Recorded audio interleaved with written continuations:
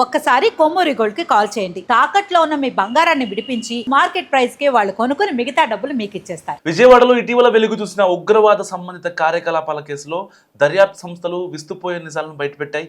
ఈ మొత్తం వ్యవహారంలో హైదరాబాద్కు చెందిన సైదా బేగం కీలక సూత్రధారిగా వ్యవహరించినట్లు విచారణలో తేలింది. కేవలం పురుషులకే పరిమితం అనుకున్న ఈ నెట్వర్క్లో మహిళలను భాగస్వామ్యం చేస్తూ వారిని ఉగ్రవాదం వైపు మళ్లించేందుకు జరుగుతున్న కుట్రలు ఇప్పుడు తెలుగు రాష్ట్రాల్లో ప్రకంపనలు క్రియేట్ చేస్తున్నాయి. మతం పేరుతో విషం చిమ్ముతూ యువతను పెడదోవ పట్టించేలా ఈమె భారీ నెట్వర్క్ నడిపినట్లు కూడా అధికారులు గుర్తించారు. మహిళా recruitment target. So Saida Begum విచారణలో అత్యంత దిగ్భ్రాంతికరమైన విషయం ఏంటంటే ఆమెకు అప్పగించిన విదేశీ ఉగ్రవాద సంస్థలే టార్గెట్. సో మహిళలను రిక్రూట్ చేసి వారిని జిహాదీ మార్గంలోకి తీసుకురావడమే ఈమె యొక్క ప్రధాన కర్తవ్యం. ఇప్పటి వరకు సుమారుగా 42 మంది అమ్మాయిలను ఆమె తన వలలో వేసుకున్నట్లు కూడా సమాచారం. వీళ్ళకి మదర్సా ముసుగులో ప్రాథమిక మత శిక్షణ ఇచ్చి ఆపై ఆయుధ విద్యపై అవగాహన కల్పించేలా ప్రణాళికలు రూపొందించారు. కేవలం ఆలోచనలతోనే ఆపకుండా క్షేత్రస్థాయిలో వారిని సిద్ధం చేసేందుకు సన్నాహాలు చేయడం గమనార్హం. కవాటిన్ KHAVATEN కవాటిన్ అనే ఒక వాట్సాప్ గ్రూప్ కూడా వీళ్ళు ఏర్పాటు చేశారు. ఆ యొక్క వాట్సాప్ గ్రూప్ని సాంకేతికతను ఎంత వాడుకుంటూ సైదా బేగం తన కార్యకలాపాలను అత్యంత రహస్యంగా నిర్వహించింది. కవాటిన్ పేరుతో ఒక గ్రూప్ క్రియేట్ చేసి యువతులకు జిహాదీ సిద్ధాంతాలను మొత్తం నూరిపోసేది. దీనికి తోడు ఇన్స్టాగ్రామ్లో ఏకంగా 40కి పైగా నకిలీ అకౌంట్లు నిర్వహిస్తూ విద్వేషపూరిత వీడియోలను దీంట్లో షేర్ చేసేది.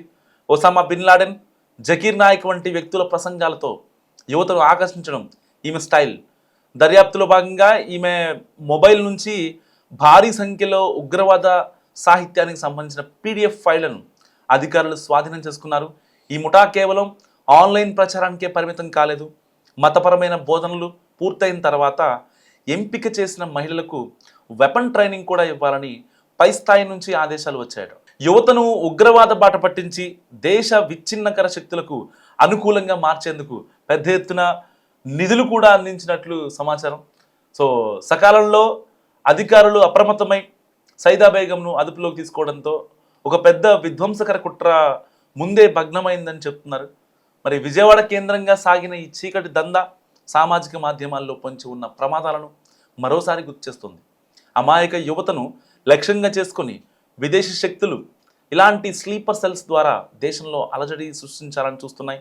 ఈ ఉగ్ర లింకుల కేసులో మరికొంతమంది ప్రమేయం ఉన్నట్లు పోలీసులు అనుమానిస్తున్నారు. పరారీలో ఉన్న మిగిలిన వారి కోసం కూడా గాలింపు చర్యలు ముమ్మరం చేశారు. డిజిటల్ ప్లాట్ఫామ్స్లో అపరిచితుల పట్ల, అనుమానాస్పద గ్రూపుల పట్ల ప్రజలు అప్రమత్తంగా ఉండాలని భద్రతా దళాలు హెచ్చరిస్తున్నాయి. జిహాద్ కోసం తాము చంపడానికైనా చావడానికైనా సిద్ధపడ్డామని ఉగ్రమూలాలున్న కేసులో ఏదైతే 5గురు అరెస్ట్ అయ్యారో వాళ్ళు చెప్తున్నారు. అండ్ 5 రోజుల కస్టడీలో భాగంగా సో రహమతుల్లా షరీఫ్, మహమ్మద్ డానిష్, మిర్జా సోహెల్ బేగ్, సైదా బేగం, అబ్దుల్ సలాంని పోలీసులు, CSL అధికారులు విచారించి వాళ్ళ యొక్క స్టేట్మెంట్ రికార్డ్ చేశారు. రహమతుల్లా, సోహెల్, డానిష్లను కలిసి ఏర్పాటు చేసిన అల్ మాలిక్ ఇస్లామిక్ యూత్ గ్రూప్ గురించి లోతుగా ప్రశ్నించారు. సో ఐసిస్తో, IQISతో సంబంధాలు కొనసాగిస్తున్నట్లు కూడా వాళ్ళు చెప్పారు. శిక్షణ కోసం పాకిస్తాన్కు వెళ్లేందుకు సిద్ధపడ్డారని కూడా వాళ్ళు చెప్పినట్టు సమాచారం. సో మరి షుకూర్ ప్రసంగాలు తమను ఈ దిశగా ప్రేరేపించాయని ఈ ముగ్గురు పోలీసులకు వివరించారు. అండ్ భర్త మరణించడంతో తోడు కోసం సామాజిక మాధ్యమాల్లో అన్వేషిస్తున్న సమయంలో జిహాదీ భావజాలాలున్న కొందరు వ్యక్తులు పరిచయం అయ్యారని సైదా బేగం విచారణలో చెప్పింది. సో 5గురు నిందితుల కస్టడీ మొత్తం ముగిసింది ఇప్పటికే. మిగిలిన నిందితులు షాద్మాన్, దిల్కుష్, ఇంకా లక్కీ అహ్మద్, జీషాన్, మీర్ ఆసిఫ్ అలీ, షారుఖ్ ఖాన్, ఫయాజ్ ఉర్ రెహమాన్ కస్టడీ పిటిషన్ వీళ్ళొక విచారణ కూడా రానుంది. అండ్ వీరి కస్టడీతో పాటు హోంలో ఉన్న మైనర్ను కూడా ప్రశ్నించిన అనంతరం ఈ కేసును విజయవాడ నగర పోలీసులు NIAకు బదిలీ చేయనున్నారు. ఇలాంటి నేపథ్యంలో వీళ్ళు 44 మంది అమ్మాయిలను టార్గెట్ చేశారు అంటే వాళ్ళకి ఎవరూ లేనటువంటి ఏదైతే ఒక జాబ్ కోసం చూస్తూ ఉంటారు. ఇప్పుడు సైదా బేగం కూడా చెప్పింది, కేవలం ఒక్క విషయం ఆవిడ కన్ఫర్మ్ చేసింది, కొద్ది రోజులైతే మేము విదేశాలకు కూడా వెళ్ళేవాళ్ళం వెపన్ ట్రైనింగ్ కోసం. వీళ్ళ దగ్గర ఈ యొక్క ముడి పదార్థాలు, ఈ యొక్క బాంబ్ని ఎలా తయారు చేయాలి, విస్ఫోటన పదార్థాలను కూడా వీళ్ళు క్యారీ చేస్తారట. సో ఇప్పుడు 44 మంది అమ్మాయిల్ని వీళ్ళు టార్గెట్ చేశారు. ఎవరైతే జాబ్ కోసం చూస్తూ ఉంటారో, వాళ్ళ యొక్క ఫినాన్షియల్ స్టేటస్ కరెక్ట్గా ఉండదో అలాంటి వాళ్ళని వీళ్ళు టార్గెట్ చేసుకొని, సో వాళ్ళని ఫస్ట్ మీకు జాబ్ ఉంది, మీకు ఎలాంటి ఇబ్బంది లేదు. ఎందుకంటే ఒక అమ్మాయితో ఒక అబ్బాయి మాట్లాడాడంటే అనుకోవచ్చు, సో జాబ్ ఉందనో ఇంకోటి అబద్ధాలు చెప్తున్నారనో మాయ మాటలు చెప్తున్నారనో అని అనడానికి ఛాన్స్ ఉంది. కానీ ఒక అమ్మాయి తన భర్తని కోల్పోయిన అమ్మాయి ఆవిడే ఇంకోటి చెప్పింది అనుకోండి, ఆపోజిట్లో ఉన్న అమ్మాయిలు ఏమనుకుంటారు, భర్త చనిపోయిన స్త్రీయే ఇంత కష్టపడుతుంటే మనం ఎందుకు కష్టపడలేము అని చాలామందికి అనిపిస్తూ ఉంటుంది. సో ఇలాంటి నేపథ్యంలో ఈ సైదా బేగం కూడా ఇలాగే అట్రాక్ట్ అయింది.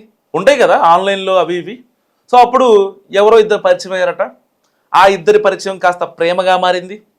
ప్రేమగా మారిన తర్వాత వాళ్ళు కూడా ముస్లిమ్స్ అయ్యేసరికి నికా గురించి మాట్లాడింది ఈ అమ్మాయి. సో వాళ్ళిద్దరూ కలుసుకున్నారు. వచ్చిన తర్వాత మాట్లాడుకుంటే ఆ అమ్మాయి పెళ్లి గురించి మాట్లాడతాడేమో అని ఎక్స్పెక్ట్ చేసింది. ఎందుకంటే ఒక ఒంటరి మహిళ కాబట్టి పెళ్లి గురించి ఏమన్నా మాట్లాడతాడేమో, పిల్లలు, ఒక ఫ్యామిలీ ఏర్పాటు చేసుకుందాం, ఎక్కడుందాం, విజయవాడలో ఉందామా హైదరాబాద్లో ఉందామా అని ఎక్స్పెక్ట్ చేసింది సైదా బేగం. కానీ కట్ చేస్తే వాళ్ళు జిహాద్ గురించి మాట్లాడారు. సో ఇక్కడ మదర్సాని టార్గెట్ చేస్తున్నారు. ఒక ప్రాథమిక శిక్షణ ఇచ్చిన తర్వాత మతపరమైన అంశాల గురించి, జిహాద్ అంటే ఇట్లా చేయాలి, సో ఇలాంటి వాళ్ళని మనం టార్గెట్ చేసుకోవాలి. తర్వాత వెపన్ హ్యాండ్లింగ్ కూడా వాళ్ళకి అలవాటు చేయాలి. కుదిరితే మనందరం కలిసి విదేశాలకు వెళ్దాం, మీకు కావాల్సిన డబ్బులు మేము సమకూరుస్తాం అని ఈ యొక్క రెహమతుల్లా, షకీర్, జకీర్, షారూక్ ఖాన్ వీళ్ళంతా సైదా బేగానికి చెప్పారు. సో సేమ్ మతస్థులు కదా, ఎల్లొచ్చులే మనం అనుకుంది. అప్పటికే ఆ అమ్మాయి మైండ్ మొత్తం మార్చేశారు వీళ్ళంతా. సైదా బేగం ఎక్కడి నుంచో, పాకిస్తాన్ నుంచోనో తుర్కిస్తాన్ నుంచోనో ఎక్కడి నుంచి వచ్చిన అమ్మాయి కాదు సైదా బేగం. సైదా బేగం హైదరాబాదీ వాసి, పక్కా హైదరాబాదీ. సో అలాంటి అమ్మాయిని వీళ్ళు మార్చేసి తన త్రూగా 40 మంది అమ్మాయిల్ని, మొత్తం దీంట్లో మైనర్లు కూడా ఉన్నారు, ఒంటరి మహిళలు ఉన్నారు, జాబ్ కోసం చూసేవాళ్ళు ఉన్నారు, వాళ్ళందరినీ టార్గెట్ చేసి వాళ్ళలో ఒక మతపరమైన విద్వేషాలను రెచ్చగొట్టి వాళ్ళని ఎలాగైనా సరే ఈ యొక్క జిహాద్ కార్యక్రమాలకి, ఇటు బిన్ లాడెన్ కావచ్చు, లేకపోతే ఈ లష్కరే తోయిబాకి సంబంధించినటువంటి అగ్రనేతల వీడియోలు కావచ్చు, లేదంటే ఈ యొక్క సునీల్ నాయక్ వీడియోలు కావచ్చు, ఇలాంటి వాళ్ళు ఎవరైతే ఉగ్రవాదులు, సోకాళ్ళు ఉగ్రవాదులు ఉన్నారో వాళ్ళ యొక్క విద్వేషపూరిత ప్రసంగాల్ని ఈ యొక్క గ్రూపుల్లో కావచ్చు, ఆ అమ్మాయి ఎవరైతే టార్గెట్ ఎవరైతే ఉంటారో వాళ్ళకి పంపించి, ఇలా చేస్తే మనకి డబ్బులు వస్తాయి, మన కుటుంబాలు బాగుపడతాయి, మనం బాగుపడతాం, దేశం కోసం ఇంకెన్నాళ్ళు ఇలాంటి పనులు మనం చేయాలి, సో ఇది ఒక్క పని చేస్తే మన లైఫ్ సెట్ అయిపోద్ది, మనకి దేశం ఏమిచ్చింది, ఇంకా నువ్వు కనీసం తినడానికి కూడా తిండి లేదంటూ వాళ్ళని ఒక